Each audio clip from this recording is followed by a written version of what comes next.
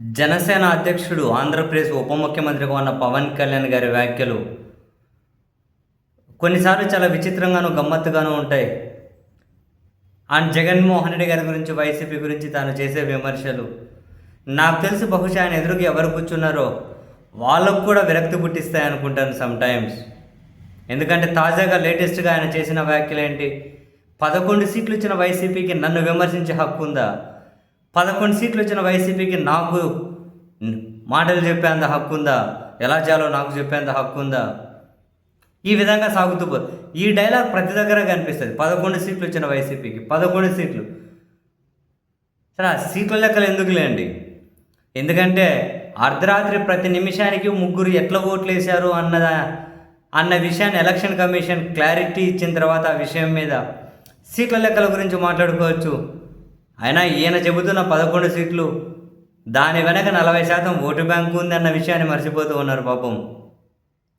అదొకటే కాదు, 151 సీట్లతో రాష్ట్రాన్ని పరిపాలించిన పార్టీ అన్న సంగతి కూడా మర్చిపోయి, ఇక్కడ ఇంకా గమ్మత్తు ఏంటి అంటే తెలుగుదేశం, బీజేపీ, టీడీపీ 3 పార్టీల పొత్తులో ఆయన 21 ఎమ్మెల్యేలను గెలవగానే అసలు దాదాపు ప్రపంచాన్ని జయించేసినంత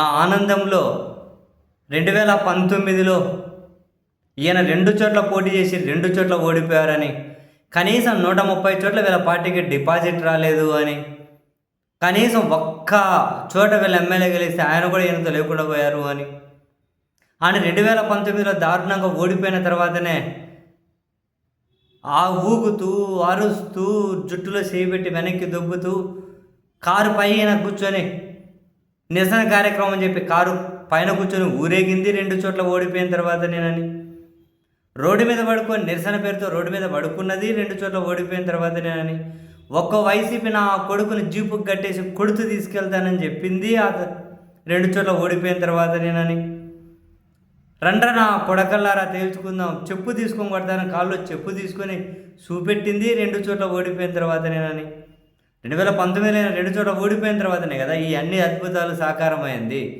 ఆయన నోటి నుంచి రాని మాట నా చివరికి చేతిలో చెప్పు కూడా తీసుకున్నాడు.